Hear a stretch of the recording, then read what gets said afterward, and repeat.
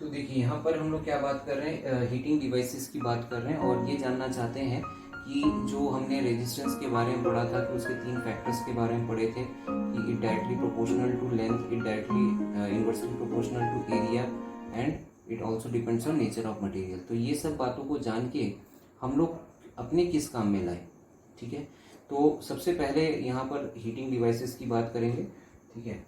तो heating devices क्या है, इनको हम इंटेंशनली बनाते हैं कि ये ज़्यादा से ज़्यादा हीट प्रोड्यूस करे, ठीक है, ज़्यादा से ज़्यादा हीट प्रोड्यूस करे। तो ज़्यादा से ज़्यादा हीट प्रोड्यूस करने के लिए तो ज़्यादा से ज़्यादा रेजिस्टेंस होना चाहिए, ठीक है, ज़्यादा से ज़्यादा रेजिस्टेंस होना चाहिए, क्योंकि हमने पढ़ा था कि जब भी एक इलेक्ट्रॉन दूसरे इलेक्ट्रॉन से टकराता है तो कुछ एनर्जी वो ट्रांसफ़र करता है दूसरे इलेक्ट्रॉन को, और कुछ एनर्जी जो है वो in the form of heat loss हो जाता है टू द सराउंडिंग, ठीक है। ये हमने एकदम पहले वाले कॉन्सेप्ट में पढ़ा था, ठीक है।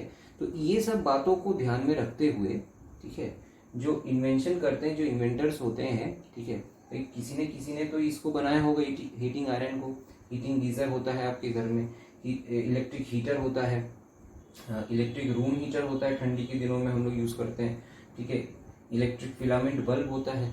तो ये सभी जो है हीटिंग डिवाइसेस है ना, इनको बनाया इसलिए गया है ताकि ज़्यादा से ज़्यादा हीट प्रोड्यूस हो, ठीक है, ताकि उस हीट का यूज़ हम कपड़े प्रेस करने में लगाएं, पानी गर्म करने में लगाएं, या खाना बनाने में लगाएं, या रूम को हीट करने में लगाएं, कोई भी काम हो सकता है, ठीक है। तो अपने अपने हिसाब से, लेकिन कुछ चीज़ें इनमें सब में कॉमन है, ठीक है।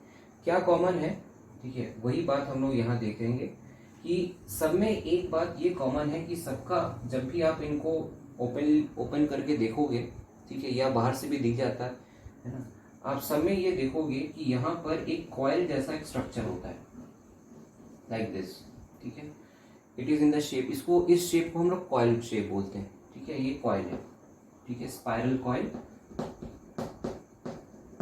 स्पाइरल कॉइल, ठीक है। सभी में इस टाइप का कॉइल लगे रहता है, चाहे छोटा हो या बड़ा हो, कुछ भी हो। अब इवन फिलामेंट बल्ब में भी, फिलामेंट बल्ब अभी तो नहीं देखने को मिलता, लेकिन कहीं कहीं जो येलोइश कलर का जो लाइट देता है, फ्लड लाइट जिसको बोलते हैं, है ना, उसमें फिलामेंट लगे रहता है, तो वहाँ पर आप देख सकते हो कि आप इस तरीके का कॉइल देखोगे, ठीक है। तो ये कॉइल शेप का रीज़न क्या है, कॉइल शेप का रीज़न ये है कि ये छोटे से जगह में, ठीक है, छोटे से जगह में बहुत, क्योंकि इसको जब आप स्ट्रेच करोगे तो एक बहुत लंबा वायर बन जाता है ये, ठीक है। अगर आप इसको स्ट्रेच करोगे, ठीक है, तो देखो स्ट्रेच करोगे तो इतना जगह ले रहा है, लेकिन अगर उसी को कॉइल शेप में कर दोगे तो छोटे से जगह में आ जाएगा। तो इसीलिए electric iron, geyser, heater, room heater सब में, ठीक है, सिंपल वायर नहीं रहता, उसका शेप चेंज कर दिया जाता है ताकि कम स्पेस पे, ठीक है, ज़्यादा लेंथ ऑक्यूपाई हो सके, ठीक है। मोर लेंथ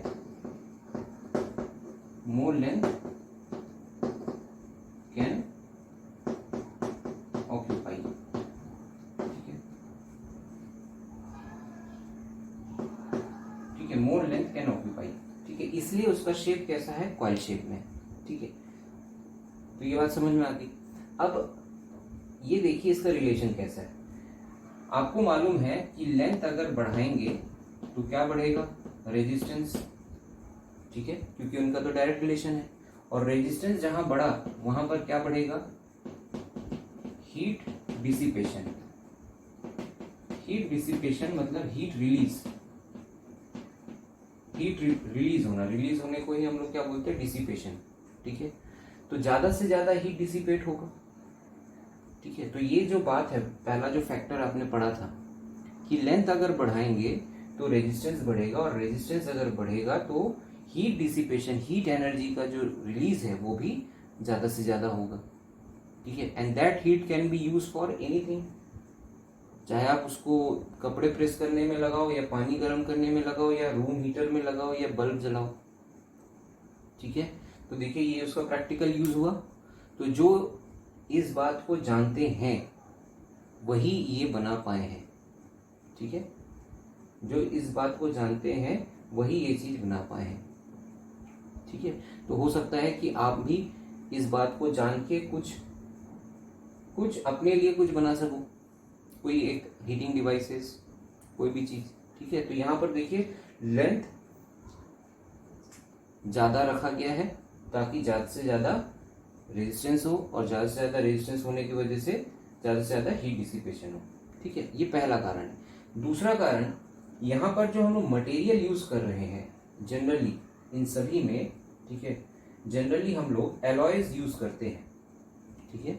जैसे कि एलॉय का एक नाम मैं आपको बता देता हूँ, इनमें iron, geyser, heater, room heater, ये सब में, ठीक है, बहुत कॉमन से एक एलॉय है जिसको बोलते हैं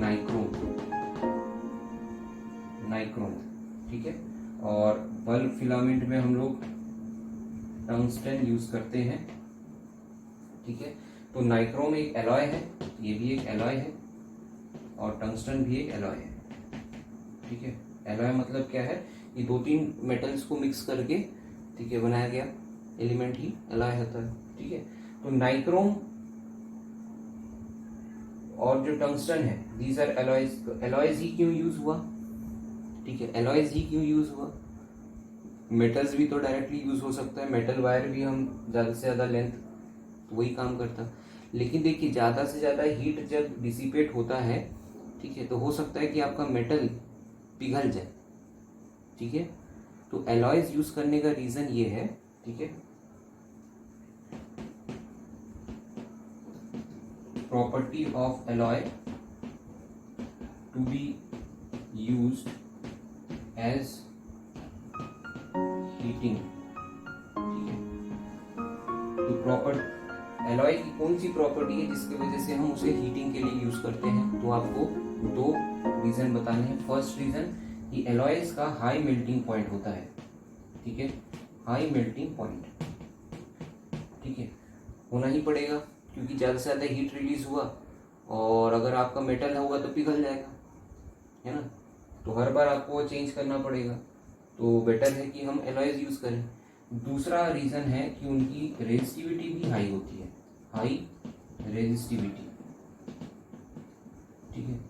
उनकी जो रेजिस्टिविटी है, ठीक है, वो भी हाई होता है। तो रेजिस्टिविटी अगर हाई होगा तो रेजिस्टेंस भी हाई होगा, और रेजिस्टेंस अगर हाई हुआ तो हीट डिसिपेशन भी ज़्यादा से ज़्यादा होगा, ठीक है। रेजिस्टिविटी की वजह से रेजिस्टेंस तो डायरेक्टली डिपेंड करता ही है, ठीक है। तो ये 2 इम्पॉर्टेंट रीजंस की वजह से हम लोग नाइक्रोम और टंगस्टन यूज करते हैं, ठीक है, एज एलॉय, ठीक है, एज एलॉय, है ना। एलॉयज ही यूज करना है क्योंकि मेटल यूज करेंगे तो वो पिघल भी जाएगा, पिघल भी जा सकता है, ठीक है। तो ये बात आपको समझ में आ गई कि हमने जो फैक्टर थे उसका यूज यहाँ पर किया है इन डिवाइसेस को बनाने के लिए, ठीक है। तो अगर आपको रेजिस्टिविटी नहीं मालूम होता, ठीक है, और अगर आपको लेंथ का डिपेंडेंस नहीं मालूम होता, तो क्या आप ये डिवाइसेस बना सकते थे, नहीं बना सकते थे, ठीक है। तो यहाँ पर कुछ चीज़ें ऐसी भी हैं जो अभी यूज़ में नहीं आती, जैसे कि आपका ये इलेक्ट्रिक हीटर कुकिंग के लिए हम लोग यूज़ नहीं करते, ठीक है। इलेक्ट्रिक गीज़र या इमर्शन रॉड, ठीक है, वो यूज़ करते हैं, ठीक है। फिलामेंट बल्ब हम आज की डेट में यूज़ नहीं करते, ठीक है, क्योंकि ये बहुत ज़्यादा एनर्जी कंज्यूम करते हैं, ठीक है। तो ये बात आपको समझ में आ गई, आप घर में देख भी सकते हो, ठीक है। अब हम लोग ये देखते हैं कि एरिया पे, क्योंकि दूसरा फैक्टर क्या है हमारा, एरिया। तो एरिया के बात को हम कहाँ पर और किस तरीके से अप्लाई करते हैं, ठीक है। तो आगे देखते हैं। चलिए यहाँ पर हम लोग ये देखना चाह रहे हैं कि जो एरिया का फैक्टर है वो हम अपने घरों में किस तरीके से यूज़ करते हैं, ठीक है। तो पहले आप ये समझिए कि जनरली जो हमारे घरों में सर्किट होते हैं वो 2 तरीके के सर्किट होते हैं, ठीक है। एक होता है 5 एम्पियर, ठीक है, एक सर्किट में 5 एम्पियर ऑफ करंट होता है और दूसरे सर्किट में 15 एम्पियर ऑफ करंट होता है। तो जिसमें 5 एम्पियर ऑफ करंट होता है उसको हम लाइटनिंग सर्किट बोलते हैं, ठीक है, और जिसमें 15 एम्पियर ऑफ करंट होता है उसको हम पावर सर्किट बोलते हैं, ठीक है। ये होता ही है। अब कैसे मालूम आपको कि होता है कि नहीं होता है, तो इसको पहचानने के लिए आप देखिएगा कि कुछ डिवाइसेस जो आपके घरों में लगे हैं, जैसे एसी, गीज़र, ओवन, ठीक है, ये कुछ ऐसे डिवाइसेस हैं जहाँ पर हम जो वायर यूज़ करते हैं वो बहुत थिक वायर यूज़ करते हैं, ठीक है। यहाँ पर जो वायर्स यूज़ होता है बहुत थिक होता है, बहुत थिक होता है, ठीक है। दूसरा पहचान कि इनका जो 3 पिन होता है, ठीक है, इस तरीके का आपने देखा होगा, आपने इसमें 3 पिन लगाते होंगे ऐसे करके आप, ठीक है। तो जो 3 पिन होता है वो थोड़ा सा बड़ा होता है, ठीक है। लेकिन जहाँ पर लाइट, बल्ब, फ्रिज, टीवी ये सब लगते हैं वहाँ का 3 पिन थोड़ा छोटा होता है, ठीक है। अगर आप नोटिस नहीं किए हैं तो एक बार नोटिस करिएगा, ठीक है। तो यहाँ पर जो वायर यूज होते हैं वो थोड़े से पतले होते हैं, ठीक है। यहाँ इनके लिए जो वायर यूज होता है, इनके लिए जो कनेक्टिंग वायर्स होते हैं वो थोड़े से थिन होते हैं। थिन मतलब एरिया क्या है यहाँ पर कम, और थिक मतलब यहाँ एरिया क्या है ज्यादा, ठीक है। तो एरिया अगर कम है तो क्योंकि ये इन्वर्सली प्रोपोर्शनल है, इसका मतलब क्या है, रेजिस्टेंस यहाँ पर क्या होगा, ज्यादा, ठीक है ना। रेजिस्टेंस क्या होगा, ज्यादा होगा, है ना। और रेजिस्टेंस ज्यादा होने की वजह से क्या होता है, जो करंट होता है वो क्या हो जाता है, कम हो जाता है, ठीक है भाई। ओम्स लॉ, ओम्स लॉ में आपने पढ़ा है ना, ठीक है, V/I। अगर रेजिस्टेंस ज्यादा होगा तो करंट क्या हो जाएगा, कम। और यहाँ तो हमको कम करंट ही चाहिए, ठीक है, हमको यहाँ ज्यादा करंट नहीं चाहिए, चाहिए ही नहीं, ठीक है। तो ये सब जो डिवाइसेस है कम करंट के लिए ही बना है। तो यहाँ पर जो वायर यूज करेंगे हम लोग, ये सब क्या रहेंगे, सब थिन वायर होंगे। तो इसी बात को अप्लाई किया गया एरिया के कम ज़्यादा होने पर। लेकिन यहाँ पर जो पावर सर्किट में डिवाइसेस लगे रहते हैं जैसे एसी, गीजर, ओवन, ठीक है, इनका जो करंट रिक्वायरमेंट होता है वो थोड़ा ज़्यादा होता है, ठीक है। तो ज़्यादा होता है मतलब रिक्वायरमेंट ज़्यादा है करंट का, ठीक है। तो यहाँ एरिया ज़्यादा होने की वजह से रेजिस्टेंस क्या हो जाता है, कम। रेजिस्टेंस क्या हो जाता है, कम। और रेजिस्टेंस अगर कम हो जाए, ठीक है, रेजिस्टेंस अगर कम हो जाए तो करंट क्या हो जाएगा, ज्यादा। करंट क्या हो जाएगा, ज्यादा, ठीक है। रेजिस्टेंस कम है तो मतलब फ्लो ऑफ चार्जेस इजीली हो रहा है, इसका मतलब है कि करंट ज्यादा है वहां पर, क्योंकि वहां पर रिक्वायरमेंट जो है, डिवाइस का जो रिक्वायरमेंट है, करंट का जो रिक्वायरमेंट है वो एसी, गीजर, ओवन में थोड़ा ज्यादा होता है, ठीक है। तो देखिए इस बात को आप यहाँ अप्लाई कर रहे हो कि एरिया के कम और ज्यादा होने से, ठीक है, हम लोग यहाँ पर उसको कैसे अप्लाई करते हैं अपने घर के इलेक्ट्रिकल डिवाइसेस में, ठीक है।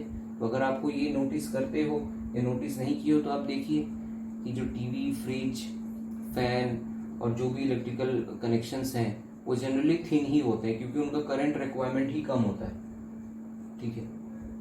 उनका करंट रिक्वायरमेंट ही, उनको ज़्यादा करंट चाहिए ही नहीं, ठीक है। लेकिन जैसे बड़े थोड़े डिवाइसेस हो गए, एसी, गीजर, ओवन, इनका करंट रिक्वायरमेंट थोड़ा ज़्यादा होता है, ठीक है। तो वहाँ पर हम लोग थिक वायर यूज़ करते हैं, तो ये आप नोटिस में लाइएगा, ठीक है, देखे होंगे, है ना। अब आगे देखते हैं रेजिस्टिविटी से हम उसको प्रैक्टिकली कैसे देखें।